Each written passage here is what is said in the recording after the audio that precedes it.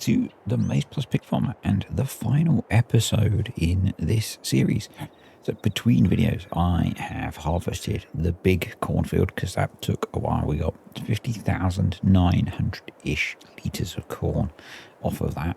I also moved the 130-ish 6-month-old pigs down to the butchery, and that has given us 13,500 kilos of pig to be butchered, so we'll get that going. And we've got the two smaller of the cornfields left to harvest. Randomly, where was I driving? I must have been driving home from work earlier this week, I think, and I saw some corn that was looking very much like this. Actually, it was looking pretty sorry for itself, and it definitely needed a combine put through it at this point, or something doing to it, because it was looking very, very, actually it didn't look anything, it was looking like this, but then kind of withered and sad. So yeah, it did make me realise that maybe some of the textures in FS aren't as weird as I think they are, because I always think that this one looks very dried out, but that's how it ends up. So yes, last video in the series. Let me just sort out the keyboard. It's rattling a little bit on the little table that I use. Yeah, so we're going to get the two cornfields harvested, and then predominantly really be chatting about what we've learned in this series and what we've achieved. And I'm going to need to skip ahead through to the end of October. I've updated the spreadsheet for everything through to September. I'd been slacking a bit actually, and I'd not looked at it since April in game, so I did a pretty big update. Can I get through there? We're going to run up. We're going to chop up there. I'm not sure why I just decided to ignore the corn that we need to harvest there. So let's actually put the harvest it in the field, shall we? That'll be more sensible. Yeah, so I've got the spreadsheet updated to the end of September. I need to do an update for October, and the reason I want to skip to November and do that is I need to update the vehicle values and property values, things like that, and that I'm going to estimate the value of the pork meat that we get, because we won't be at best price for that, and we'll work out where we've ended up from the £500,000 that or pounds, euros, whatever, that we started with as our kind of investment. I think it's pretty obvious that we're in a decent position, or we will be, and yeah, think about what, you know, I'm gonna, as we ramble away through this, we'll think about, I'll talk about, because you're not here to think about it with me, about what we can take away from this. And I think, you know, the bit that it's obviously been different in this series is keeping track of the detail of the finances. And I've spoken about it a couple of times because it's something that has frustrated me when people have. And I've seen, you know, I've only watched a little bit of it because I've not watched a lot of other people's farm sim videos lately, with going through a bit of a weird mental period, you know, and weird stressful stuff in life over the last couple of months. My YouTube viewing has been very different. I've been watching a lot of things that I know that I basically are watching a lot of repeated stuff, because with how my brain is, I find that very soothing. So I've not been watching a lot of farm sim lately, but I know Farmer Cop has a pig based series. I don't think it's Maize Plus based, but and he might not be doing the thing that I'm going to talk about. But I know some of the creators have done series where they've done a series where they're going to be a certain type of farmer, and but they'll then do all sorts of other things. They'll do contracts, they'll have greenhouses and all that kind of thing, and then they'll say, oh yeah, I ran a pig farm and I made profit. It's like, but you did contracts and all this other stuff, and you can't separate those things out. We did a contract, fair point, well made. We didn't take any money from it. We just did it for straw. But the bit I'm getting to is the keeping track of the finances in the spreadsheet and just doing the one thing, I think, has allowed us to isolate that, and the bits that became obvious really quickly. The first one was that playing with Enhanced Animal System, it was really obvious really quickly that selling the piglets was going to make us no money. And the original plan before we put the butchery in was we would sell piglets, we would keep mature pigs and do the BTA. It's just there. And the piglets were almost a byproduct. And we then went to, on your suggestion, we went to the butchery. You can see it in the distance there. And that completely transformed how we did things, and was a much better route to running the pig farm. We became very profitable. We'd have a lot more money in the bank if I hadn't decided to splash out on. Actually, we should probably empty the combine at this point. To splash out on another tractor. We spent a decent amount of money on that, but it was kind of needed because of issues with this guy. I've switched computers, and I need to sort out my astuteness. It's really weird the way it resets that and doesn't remember. Doesn't get saved in the save game, it would appear. For that. That'll do. No. Yeah, that'll do. That'll do, pig. Yeah, so, we've got a pretty profitable farm. But yeah, the bit that I'm rambling about is the spreadsheet has really helped, I think. Definitely something that's going to come into FS25. Probably not for every series because it is extra work, but certainly the first series, because I want to use it to see what's profitable in 25, because we'll probably do a bunch of different stuff at the start. And so yeah, that'll be interesting to see what's costing us money and what's not. And the eye-opening one for me was the depreciation on the farm equipment. Now, in a way, it doesn't matter because you've brought it and you're using it. It doesn't matter that it's losing value unless you plan to use it for a little while and sell it. And yeah, I had no concept of just how much value our farm equipment loses over a relatively short period of time. I mean, this farm, the save is now in its third year, and some of the stuff has lost a heck of a lot of value. So that was really interesting for me.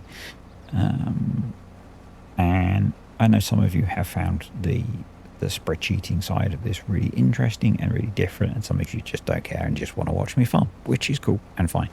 And in this series in FS25, it'll be a similar balance.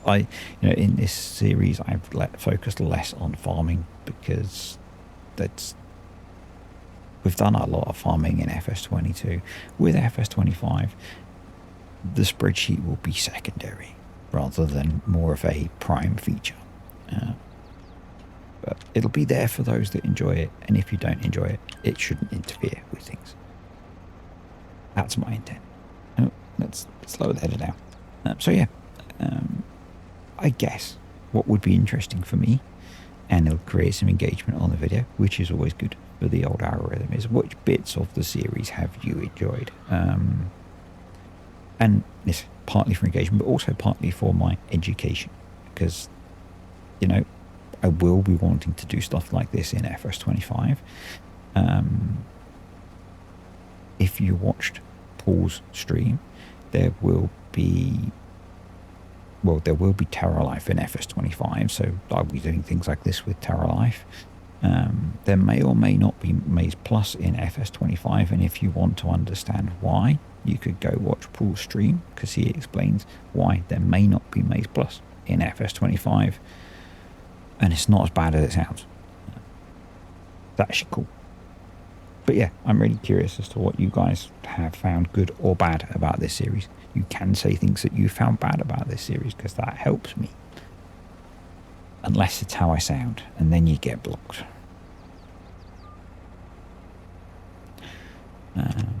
Yeah, so as I said, we're going to get these fields combined. We'll have a little look at what we've got in store then feed-wise. I have let things like the sugar beet production or the pellet production, I think at this point, stop. Yeah, because I don't need to keep feeding it and filling it up. I probably, yeah, I do need to process the manure and the slurry before the end of the month, so we've got that value in, because that is going to be something that we need to. It's been part of the farming through the thing. It's been interesting that the BGA has not been the prime earner that I was expecting it to be. Really what it did is keep us, you know, it was like the thing that kept some cash coming in while we were waiting to sell meat. It was an interesting change in dynamic for me. So yeah, that's been really cool. And once we've finished this video, I was going to say series, but literally this video, the focus then is going to be, until FS25 comes out, the Terra Life Plus series, and looking forward to that. I'm going to keep playing that series with FS25 coming out, because Terra Life's awesome, and the farming the decades is going to continue into FS25, but a bit like, well, completely unlike in 99.9% of the way that I play, but in a bit like how some of the people who do you know, like Daggerwin and Scroff do their roleplay type series, and they stay with older versions of the game because of mods and things. I'm going to have to wait in a similar way probably, because there won't be the mods that I need. I mean, at that point, by the time we finish on Turinga, we'll be into 2010 to 2020, so we might not be mod limited at all at that point. So by the time we move off of there, we might be fine to just jump into 25, but we'll see. But basically, I'm going to do probably the same 2 game years on there that I've done on the other Farming the Decades maps. Actually, while we're here, let's empty the combine again. Seems sensible, doesn't it? Yeah, it does.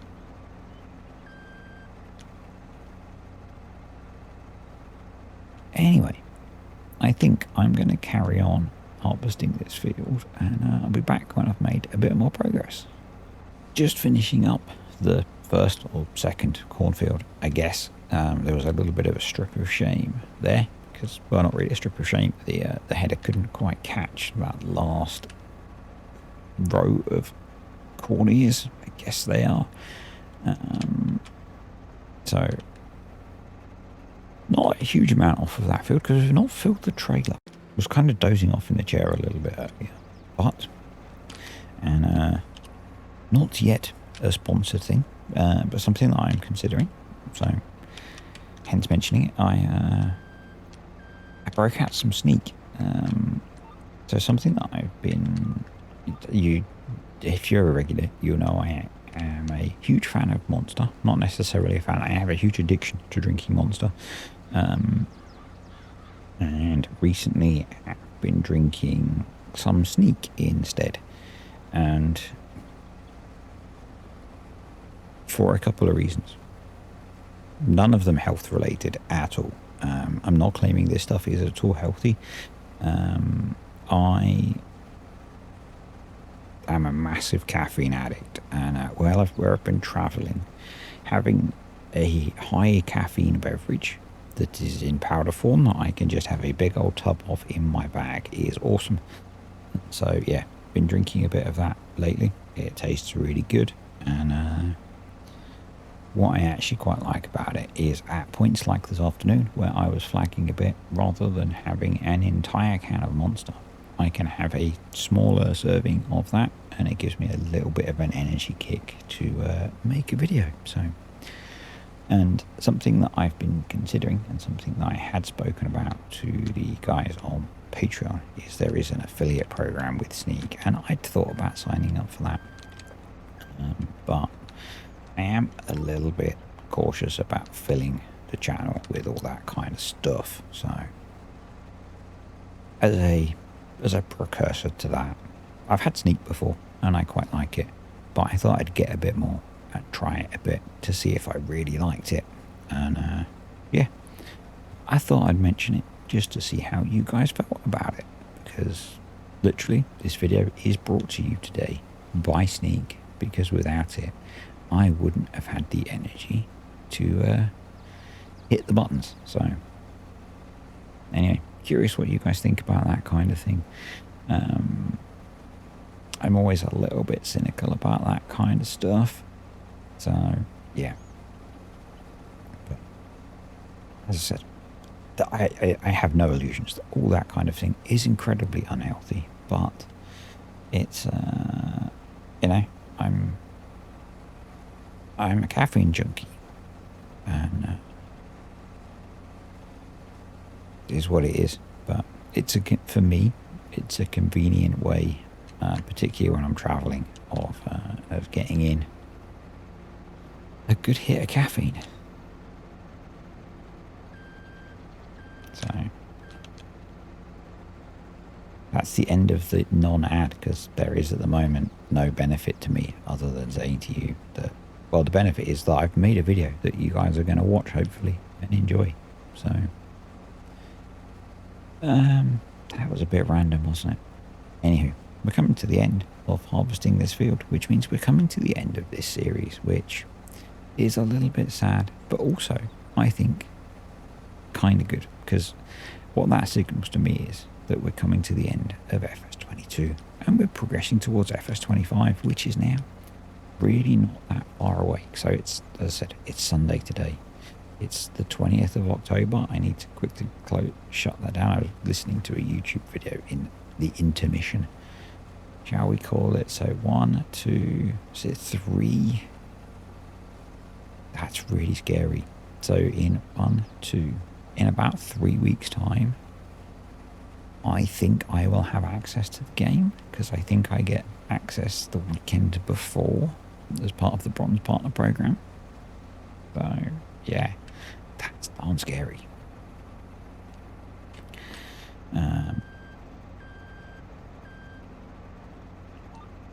So that's going to be cool. It's going to be cool. I need to get my my streaming funk back, get out of my streaming funk, and get that sorted. Because the plan is that weekend to be trying to stream some stuff for you guys, so you can see what the game is like, and I'll make, as I promised, I want to make the kind of content that you guys watch my channel for. So within what I'm allowed to do, which I have no idea at the moment. So I guess we'll find out. So so's and actuallys, really good filler words or not. Once I finished harvesting, I'm going to see how much corn we got, and then I'm going to stop recording, get through the rest of October, update the spreadsheet, get the information, and then I'll come back and we can have a chat about it. Because I can't do that bit live. But yeah, I have been trying, and based on the bit of feedback I've had, it's better to do the videos more like this, where I'm less so chatting over pre-recorded footage. At the moment, I find this easier, actually, and at the moment it works most of the time for how I'm doing things. So going forwards, it's still going to be a mixture, but we'll see how it goes. There are going to be times where I do videos like this. There'll be times where I do videos like how I used to do them. We'll just see how. We'll see how things go. It depends how life is rolling. I guess I should have emptied the combine. What we could do is hit H. Try and jump in here. Can we get to the combine before it stops? I doubt it. 98, 98, 99. No, no we can't. Yes we can. No we can't. No we can't. Well, we're not going to pay for a worker anymore, so oh well. We were close. We were very close. We got close.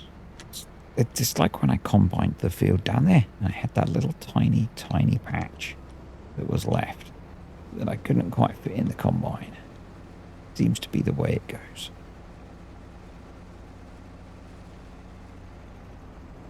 $92. Oh well. We'll tip that in the trailer. And then we'll go empty the trailer.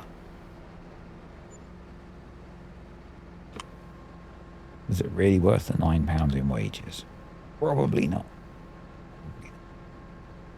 Come on, close.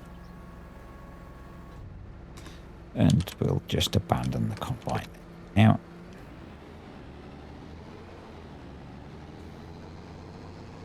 So, another 5,000 litres. Really, these two fields were kind of a token gesture towards the feeding, because we got significantly more off of the big field, which kind of makes sense, doesn't it? One huge field versus two tiny fields. But I didn't want to try and combine that big field and make a video at the same time. It was easier to do this, and easy is good for me at the moment. So let's get that tipped, and let's have a look at the state of our silo. So 34,000 litres of wheat. We're ignoring the barley because that was from the one contract. 83,500 litres of corn. Wow. Amazing that we hit that spot on. That's kind of weird. 465,000 litres of sugar beet. So that's mostly for our beet pellets, but we could also do that as cut sugar beet for the feeding.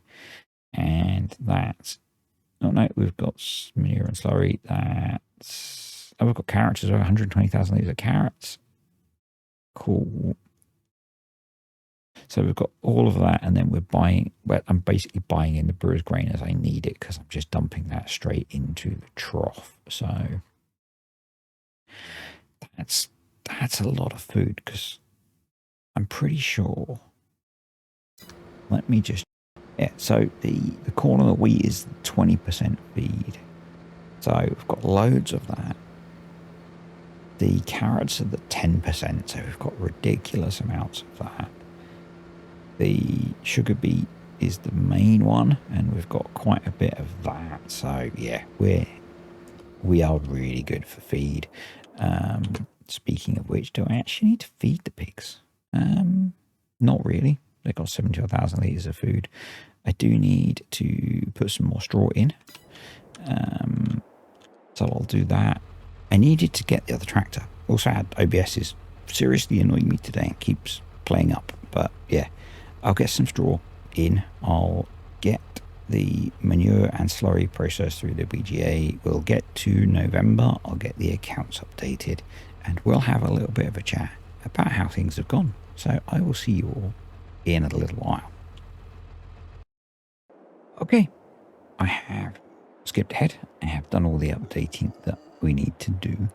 just wanted to quickly have a look at a few things. So predominantly the fact that on top of the insane amount of pork meat that we are producing, I did work out the number and I didn't write it down, which is kind of silly of me.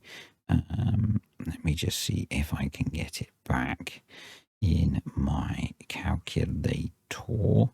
It was 15,000 kilos of pork, I think we're going to end up with.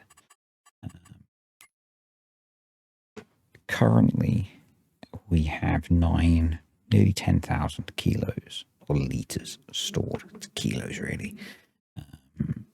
I've got more to process. We're going to end up with about 15,000 kilos stored, and it's 24,500 pounds per thousand. So, yeah, insane amount of money coming from that.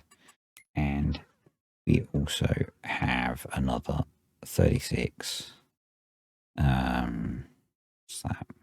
55, 78. Another whole load of piglets that are going to grow up. So, yeah, probably a similar size batch on the way. So bear that in mind as we go through the numbers. So let's have a look. So I've got now all of the accounts all the way through as we made money, lost money and made money, and where we ended up. So started out on, I think I started on farm managers. We started with £1.5 million as our input money. And you guys have seen these accounts all before. So let's just go through, I guess, the very last column. In between April and where we ended up in October, we didn't spend any money on vehicles or buying pigs, obviously, or land. We did spend some money on leasing. I don't remember what that was. We spent a lot on maintenance, a fair bit on fertilizer. I think it was fertilizer and herbicide, miscellaneous costs. That's our production costs and all the other stuff.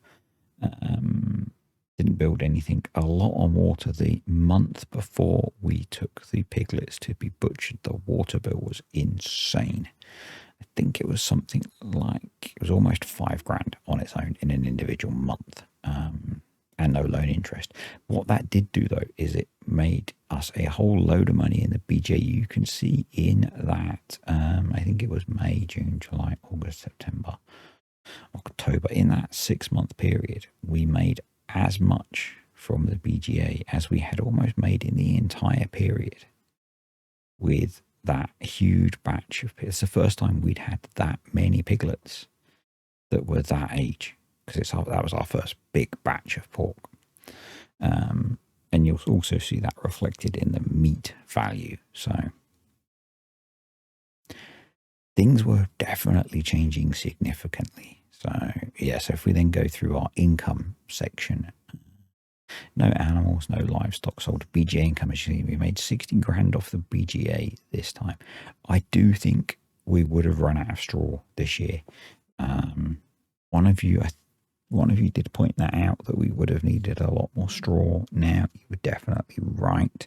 But I think with the amount of money we were looking at making, we could have easily brought more fields to plant more straw crops, or just done what I think I spoke about last time and picked up contracts for fields that had straw in them. So, yeah, but we probably would have had to buy some straw in this year. But I don't think that would have been a problem with how the finances were looking, or accepted that we could have just not had straw bedding and not made so much money. No meat sold yet, but and no crop sold, obviously. And then so our total spend was £1.8 million, pretty much, for the whole series. We ended up with nearly 50 grand in the bank. That was from the rise was from BGA selling.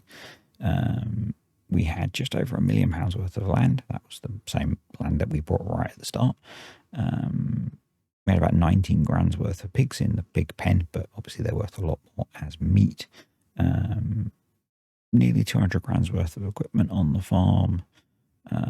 You can see between that 6-month period, we'd lost about 30 grand, nearly 40 grand in value on the equipment. So it devalues a lot, and that does vary as you cross year boundaries of things. I think buildings lost a little bit of value, but what we ended up with was 375 grand's worth of meat in the freezer. Well, we will once the rest of that's processed. I assumed to do this end calculation, I assumed we processed all that pork. And that's without that then second batch of piglets, which would be ready in 3 months' time. So yeah, things were looking pretty darn rosy. And so once we'd sold that pork, we would have been about 300 grand up on our investment and only growing from there. And I think that's pretty darn cool. So, you know, our biggest costs, reoccurring costs, you know, apart from vehicles, land and building stuff, were fertilizer was a big cost. Seed and fert were a big cost. Water was a big old bill. The pigs used a lot of water, particularly once we updated MAIZEplus, and having a lot of animals. The water bill was about a big. I knew it was going to be a big bill. Yeah, water, but offset by the BGA income massively. So anyway, I think that's going to be it for this series. So we'll get GameSound back. Let me know what you thought. As I said, hope you enjoyed it. And so we're going to focus on the Terra Life Plus series now until FS25 comes out. And then we'll do FS25 and FS22 Terra Life Plus. So, yeah. Thank you to the patrons and YouTube channel members. Appreciate you guys supporting the channel. And if you have any comments, questions, thoughts about this series, then let me know down below. See ya.